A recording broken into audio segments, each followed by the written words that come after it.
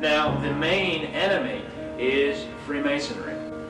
Freemasonry claims it tries to make good men better men, and it accepts only men of high moral character, and it's an educational religious society. They seek to improve the community. But what they fail to tell the people is that Masonry has another purpose. It's completely unknown to much of the public and many of the Masons. Manly P. Hall, a 33rd degree Mason, said, quote, "Freemasonry is a fraternity within a fraternity, an outer organization concealing an inner brotherhood of the elect." In the first degree, the initiate is asked the following question: what do you desire? In the first degree, he answers light. In the second degree, he answers more light. In the third degree, he answers further light. But he's led phase by phase through a series of blood oaths. Now, Albert Pike, who's probably the most famous Freemason of all time, he was a Mason who simultaneously occupied 3 different positions. He was the head of Washington, D.C. Masonry, he was the head of American Masonry, and he was the head of World Masonry. Albert Pike wrote the book Morals and Dogma. It was published in 1871. It's been called the most important book of Freemasonry. It's been called the Bible of Freemasonry. Albert Pike says in Morals and Dogma, quote, "The Mason is familiar with the doctrine that the Supreme Being is a center of light."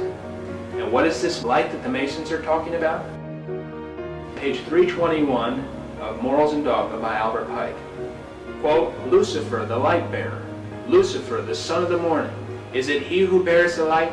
Doubt it not," end quote. And on page 324, he repeats the thought. He says, quote, "A devil, a fallen Lucifer, or light bearer." He identifies Lucifer as being the devil. The New Agers believe the same thing as the Masons.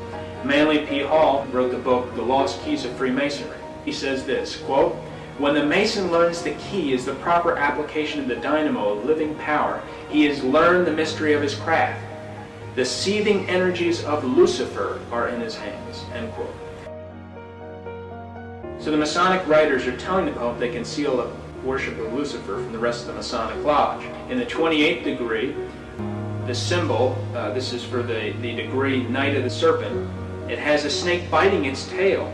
And what looks to be a friendly person, but you look in the reflection here, as you can see, if you turn around, it's a demon. And that's important because Albert Pike says, quote, "That which is above is as that which is below," end quote. The House of the Temple in Washington, D.C., which is where Freemasons receive their 33rd degree. You have to be chosen to be a 33rd degree Mason.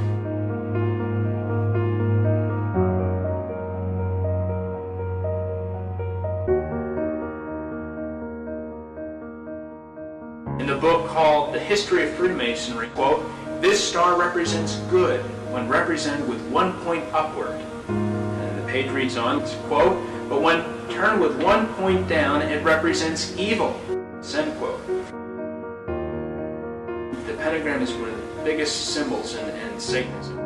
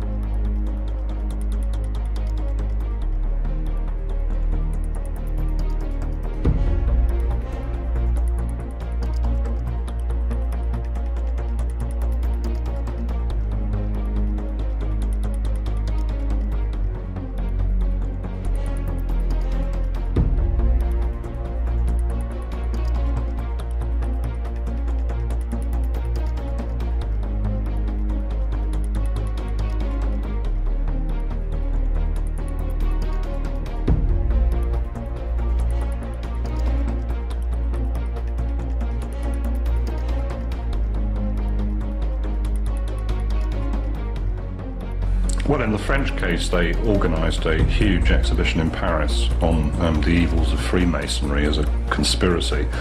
And likewise in Britain, they would have barged into big Masonic lodges and confiscated all the paraphernalia. They might well have made a big exhibition of all this stuff in the Guildhall with all sorts of photographs and information and line charts showing this great Masonic network allegedly running Britain and pointing out how many cabinet ministers or whatever were Masons.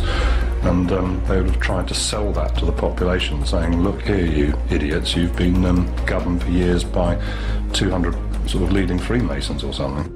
The Sonderfundungus list, GB, or Black Book, named 2,820 individual enemies of the Reich, who were to be hunted down and eliminated once Britain had been occupied.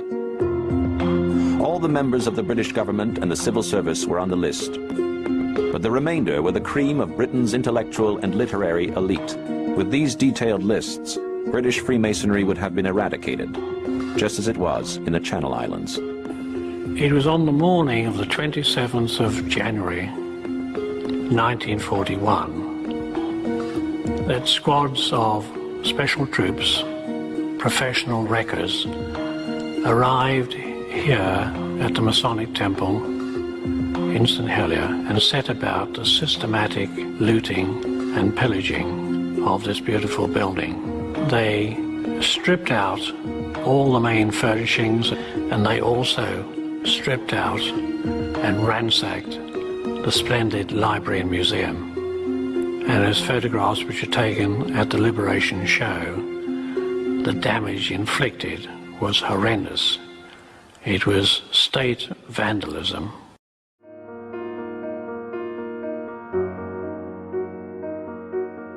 The Masons also use a Masonic timetable system. They don't use AD, they use AL. AL is their standard of calendar system.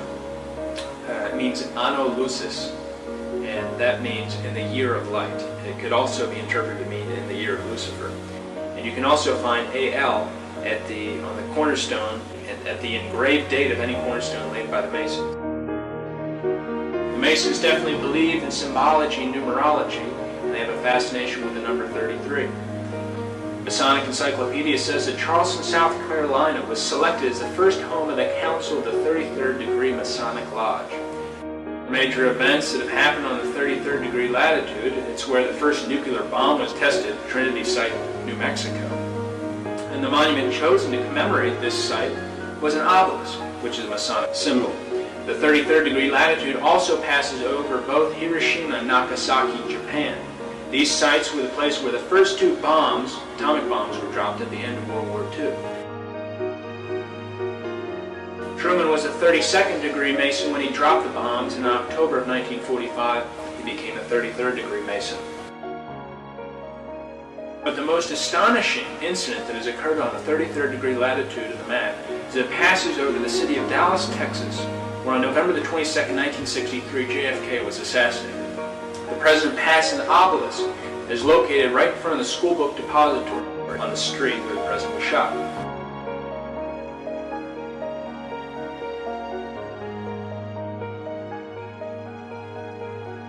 But what we know as Freemasonry came most recently from the Order of the Knights Templar movement in the 1300s. Actually came before that, in the year 43 AD, from a group called the Mysterious Force. That's actually where Freemasonry came from. And this following information is from a book called The Origin of Masonry. The Mysterious Force was established in 43 AD, and it started when a counselor to King Herod Agrippa came to him and complained that the followers of Jesus had a mysterious force. So the purpose of this group was to attack the teachings of Jesus, and that they should establish their own mysterious force in order to preserve Judaism.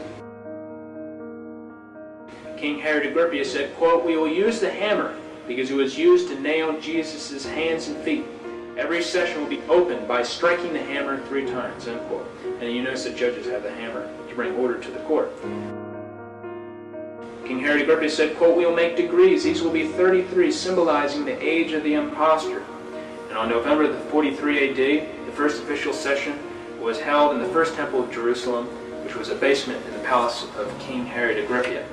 The meeting of the Mysterious Force was always held in the temple. That was the name, the temple. And in 1717, modern Freemasonry changed it to the name of a lodge. To prove that Masonry is of Jewish origin, we'll hear the following quotes. The Rabbi Isaac Weiss wrote in 1855, quote, "Masonry is a Jewish institution whose history, degrees, assignments, signs, and explanations are of Jewish nature from beginning to end," end quote. Theodor Herzl, the founder of Zionism in 1897 in Switzerland, said, quote, "Masonic lodges are established all over the world to offer us help to achieve our independence. Those pigs and non-Jewish Masons will never understand the final objects of Masonry," end quote. President Barack Obama concludes his 3-day trip to Israel today, and it began early with a trip to Mount Herzl, where he laid a wreath on the tomb of Theodor Herzl, the Zionist visionary who imagined the state of Israel, but who died 40 years before it came into being. "Those pigs and non-Jewish Masons will never understand the final objects of Masonry," end quote.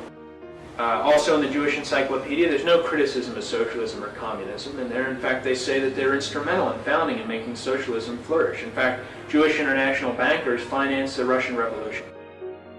Now, going back to what all this Freemasonry is rooted in, it's rooted in the Jewish Kabbalah.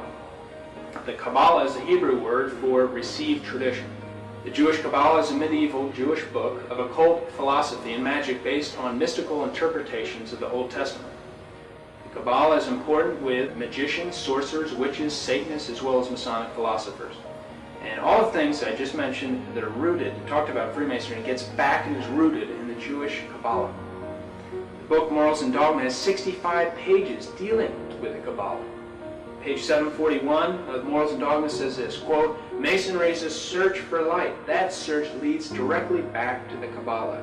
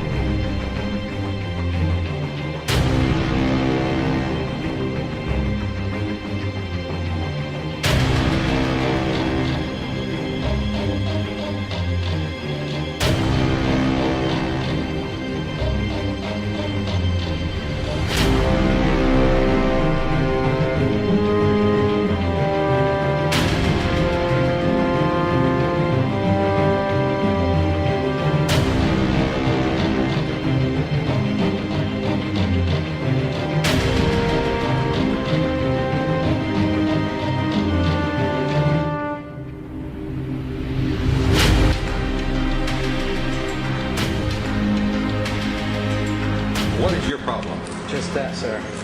Okay. I'm a Christian, sir. I'm pure and virtuous and wholesome and innocent. How can you say anything about me? Sir, you need to be born again. I am born again. Now, did you just say that you are Lucifer? I am Lucifer. Okay, define Lucifer for me.